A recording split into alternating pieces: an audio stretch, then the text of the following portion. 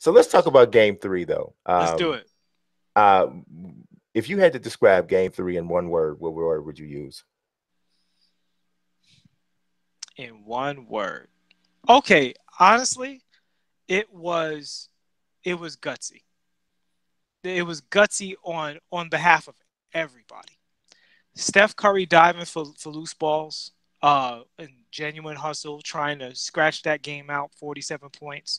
Kawhi Leonard playing hobbled and still drawing contact, going for the steals at the end of games. You know what I mean? Same way, getting into trouble with that stuff, and when good trouble defensively, causing havoc. Fred Van Vliet and Kyle Lowry hitting clutch shots and being more aggressive. Serge Ibaka, 6 blocks. Mm, Um, Quinn Cook hitting the occasional big shot. Like mm, a lot of guts. This is a great final so far. mm, Injuries aside, a mm, lot of heart from both of these teams, and I have the utmost respect for the Golden State Warriors. And watching this series makes me just wish to all that is holy that Kevin Durant leaves the Golden State Warriors so we can see this version of the Warriors on a regular basis. mm. Get a decent, starting small forward in KD's place. Get some other piece to fix your depth because they have a depth situation with guys getting older. But I want to see the Splash Brothers and Draymond and some other talent make this work in a traditional fashion. I don't want to see them put their skills aside to watch Kevin Durant go one-on-one at the free throw line. Hmm. Um, I would totally agree with your single word description of this. I mean, this series, like I watched Game 3, going whoa Yeah. several times, just based off of these isolated individual efforts that Yeah. I would see, especially Steph. I Mm-hmm. mean, my respect level for the. I told my wife this today. I said, do you realize? And I think people really need to think about this, right? I use this analogy a lot of times with Grant Hill.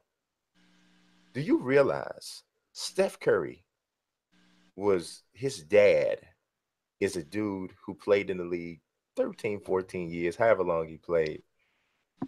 They got money. Yeah. They had money, Yeah. right? His dad goes into an announcing job. They got money. Mm-hmm. Steph Curry has already won 2 MVPs, multiple championships. He's been on all the All-Star teams. He's done all of this stuff. With all of those accomplishments, at the age of 30 years old, with a bad hand, all your teammates depleted, all of the ones, most of the ones of exceptional talent depleted. He still gave the effort that he gave last night when many people in the world in his situation would have been satisfied with their And on that note, with their accomplishments. I couldn't help but thought because if they would have won this game, series is over, It's right? over. It's over. But here's the interesting thing: if losing the game, it means nothing to Golden State because you always have the built-in excuse, right? Guys are hurt, which I understand that, but at the same time, Kawhi's hurt. Kyle Lowry's playing with one hand. It's just the type of injuries that Golden State have. They have guys sitting down, but they also have 5 All-Stars, whereas Toronto has only one legit All-Star. I know Kyle Lowry's been in a He's bunch a of good All-Star player, games, but he's but not a legit he All-Star. he wouldn't be in an All-Star game ever if he was in the West, or if Kyrie Irving and one or two of those other guys had been, you know, in the league and up and running before that. So, but that notwithstanding, the thing that occurred to me while watching this game was Steph is putting out a lot of energy. Ooh. Like that's a lot of energy to put out in the L.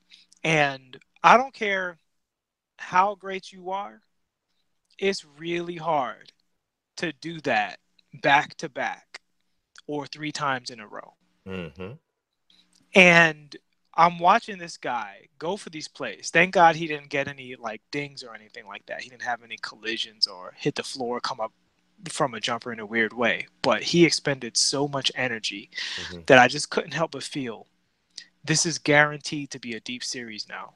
It's going at least 6. Hmm. And with Steph Curry's history, are you going to be able to be this good in Game 6 or Game 7 if it gets that far? I'm honestly, bro, I don't know if he's. And it's not going at least 6. It's going at least 5, technically. But we don't at least believe 5. that. But I don't know if he can be that good in Game 4. And right. and I'm not. This is Which not is the day after tomorrow. right. No, it's tomorrow now. It's tomorrow.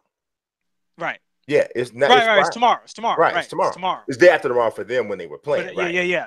Right. So, I mean, at the end of the day, right? We know Steph has multiple talents in terms, especially from an offensive standpoint. He's a really good finisher in the lane.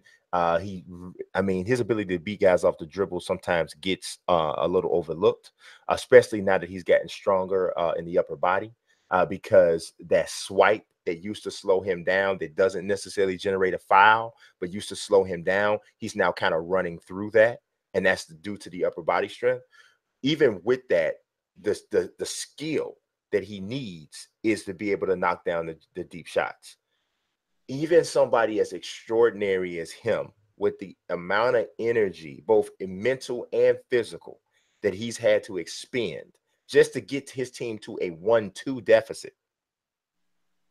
I just don't know if a jump shot shooter I know that's not all he is, but primarily a jump shot shooter who does so much work moving off the ball. Mm-hmm. Man, this is a heavy ask, man. This is especially against a good defensive team. Great defensive team. This And is when I a say great heavy defensive ask. team, because Toronto has everything you need to be a great defensive team. They have the physical talent from a structural standpoint. They have the physical talent from an athletic standpoint, meaning they are not just long, but they jump, they're tall, they're strong, they have quick feet, and they're coached well, and they take pride in their defense. Yeah. Golden State Warriors have scored 109 points in every single game. And in today's league, 109 points is basically 100. It's like 95 points in the 90s, right? Yeah. Close. So I'd say I'm more inclined to say 10 points, minus 10 points in the 90s. I would take off 10 points. I'm not going to quibble with that 4 points. Because 95 is like the best. 95 back in the day, even in the 90s, 95, you was giving up 95, then you're a top. I would love to see in the 90s how many teams held teams to 95 points. That was. It depends on which 90s you're talking about. I would say the early to mid 90s.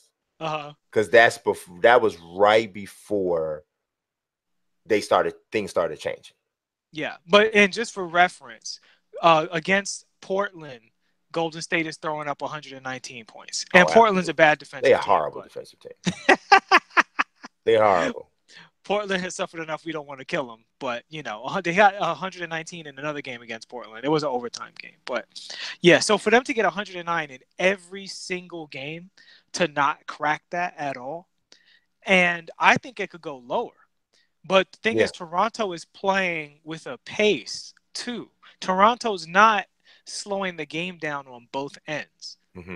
It's one thing to, you know what I'm saying? It's one thing you hold a team, like when you hold a team to under 100 points, you generally also only barely get above 100 points. But when you're putting up 123, usually the other team has 110, 115 just because of the pace of the game. Right. And you talked about Steph Curry's three-pointers. That's his most important skill.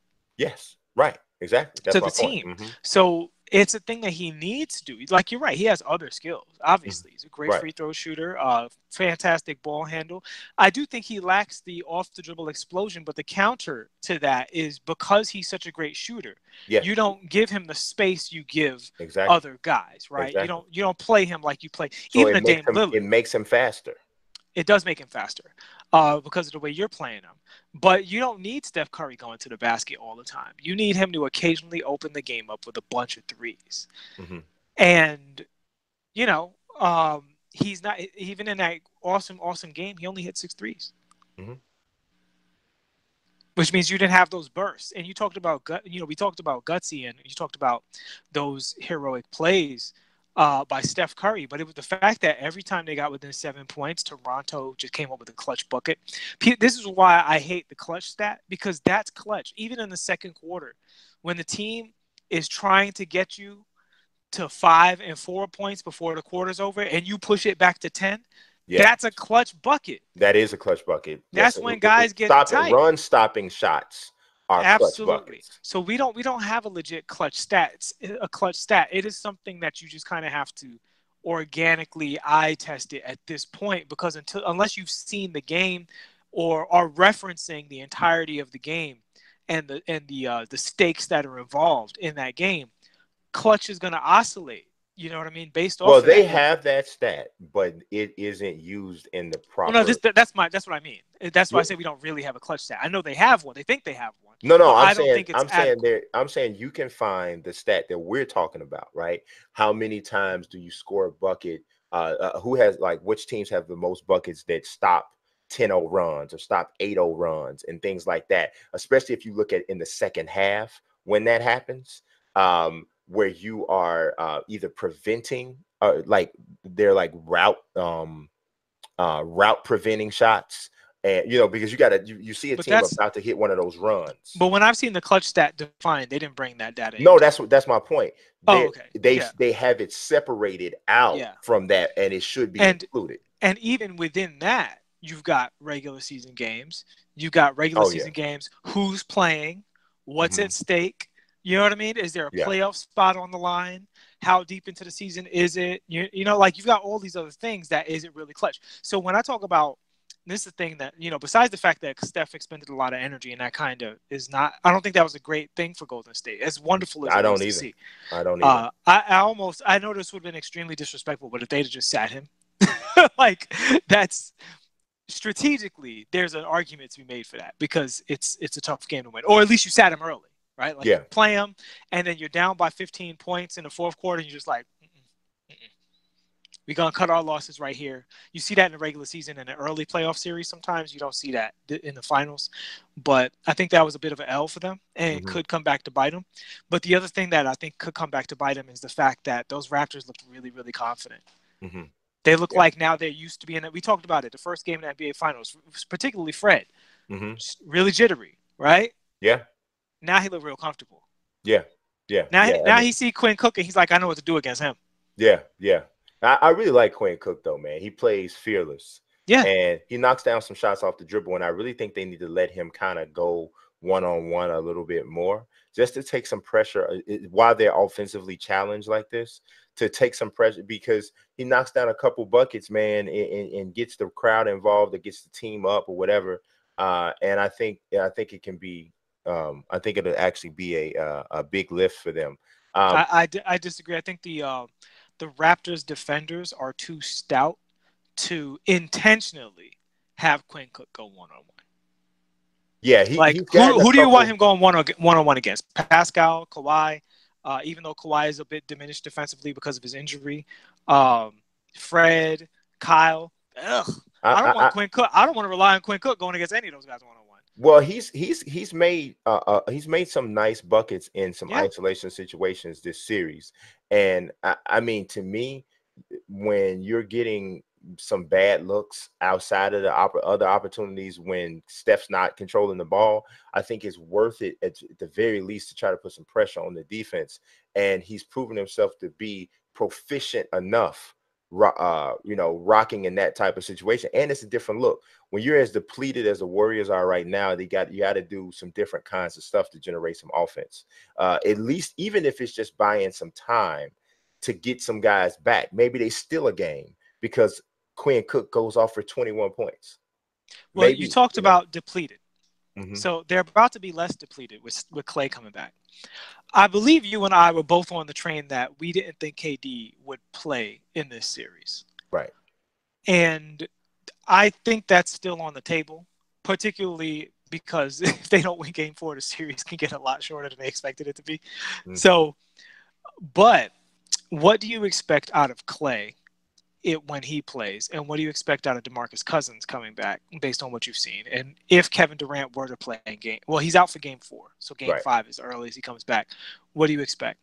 I expect from Clay for him to be um, more compromised on the defensive side, if anything at all. Hmm. But Clay is a warrior too. Clay's a warrior Yeah. too. But I expect for him to be more. I expect for you to see more of a drop off there than you see anywhere else. Which is a bad thing for the Warriors, especially. I mean, because as much as I would still argue if they have Durant, I think Clay's defense is more important than the offense. But without Durant, his offense is more important. He's the only reason they won game 2. Yeah, yeah. That stretch in the third quarter was mostly him. So but that's when I expect to see a good effort. As far as DeMarcus, I tweeted this during the game. It's actually sad to watch him right now because he's never been a great run jump athlete. But right now, literally, he can't jump over a credit card. Well, this is what we were talking about from the beginning, man. Well, Like, but see, here's an issue that I have though. I understand you've been hurt. I understand you've had lower body injuries. I totally get that. But there's no reason for you to be flabby. but there is though, because when you can't do any running and you're a running athlete, right? And But the what thing about is, diet? he could diet, but what he loses is strength, and that's his main attribute. Like he can. That's not he. Okay, here's the thing. He's a performance athlete, Hmm. right? And I speak to this for those who don't know. I about 2 years ago was about 70 pounds heavier than I am right now, and the way that I got leaner was through a lot of research. So I've done a lot of research on this stuff, and there's a big dividing line between performance athletes and regular people. A performance athlete can drastically ruin their performance by eating a healthy but scientifically not curated diet, Hmm. right? He could eat, chicken and veggies and look real good and just be a different person.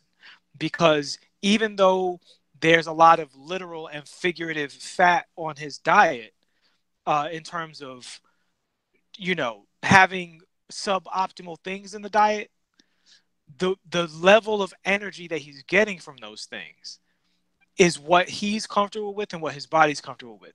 And in order to fix it, you have to completely tailor a healthy diet to replace it. You can't do what I did. I could just literally fast. I cannot eat for 18 hours every day.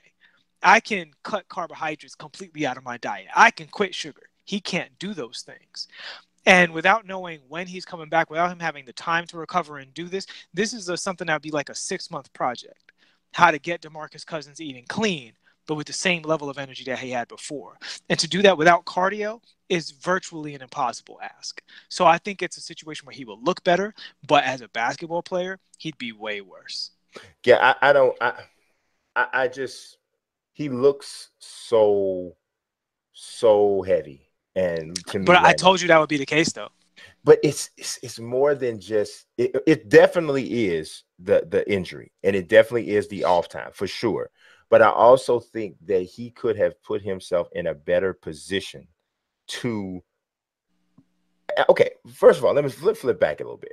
I think that he's done well with his situation, and I think that he's given the Warriors some quality minutes, considering. Mm-hmm. But I think where he's hurt them is there's been some dives to the basket where his ability to put pressure on the defense and be someone that had to be accounted for offensively, not 27 points a game, Boogie. Just you can't disrespect me and leave me, Boogie, right? His inability to have any lift at all. Like, I'm not sure he can dunk right now. He can Oh dunk. my God. I'm not sure he can dunk with somebody near him. Well, here's the issue. Does he want to dunk? Because if you looked at him after that game, he not only had ice around the Achilles, but he was walking like he Mhm. was going to be different until the game starts. Yeah. Like those stories about NFL players, basically they can't walk, and then the game come in and they're an NFL player again, and they can't walk for 3 more days. Hmm. He looked like that. And Yeah. this is what I was talking about before the series started, where word of Boogie coming back, don't look for anything, Yeah. because he's a guy who he would have to completely rewrite his own history. Yeah. Yeah. To It's be not in a decent shape. quick fix. Not a quick fix. It's not a quick fix. It's definitely not. Yeah. All right, so let's bounce on because we're 5 minutes over on that, and but we'll stay Oh, in the what you got? You got something else? but before we leave the overall team aspect, does your prediction change based on what's happened? I don't know if I told you this, but I am not predicting anything else about this finals. I'm just watching it. There are Yeah. too Too many many injuries. too many variables, too many moving parts, and anything you say today could change tomorrow. Yeah. Because the circumstances are changing. So Mm-hmm. I'm literally just enjoying the finals, you Yeah. know, because it's in my It's great Gennady finals. Golovkin voice. It's a big drama show. I'm in So, agreement. The one thing I would say is I think the Durant thing is hopes and wishes and gamesmanship, mhm. according to what we've seen. It looked like an extremely severe calf strain, to the point of a calf tear. And we have not seen him wear a pair of sneakers and take a jump shot. Yeah. So, which is the bare minimum for the beginning of your recovery. And the longer he doesn't play, the longer he hasn't played. And it's not that I don't think he can play at all 100% in the series. I do think that if they were able to extend it, it would be possible for him to maybe come back. But the idea that he would come back and be 40 points per game, Kevin Durant, No. is ridiculous. And the idea that he could come back and hurt the team worse by being on the court and being bad, like the idea that he's going to automatically be better than Andre Iguodala when he comes back, I think that's ludicrous. Because if he's hurt and Andre's giving you good defense and intelligent, not necessarily playmaking, but just pulling the ball up, getting everybody in their spots, being in his spot, recovering and stuff like that. Golden State gets a long stretches where Toronto can't score. Mhm. And if KD allows Toronto to score and he's not scoring the way he's doing, it's the same thing I said about Boogie. It's a net negative. Mhm. I think 80% Kevin Durant is good enough Yeah, for I them don't to, expect 80%. be better than for Yeah. him to help. 80% Kevin Durant is better. Yeah, I think 75 is the baseline for him to be better, Mhm. but he can't even take jumpers. Yeah, but I'm gonna tell you this: if it is gamesmanship, they're not doing Kevin Durant any favors by dragging this on, because the more I'm again, and we're gonna. I hope we got to move on after this. Yeah, But yeah.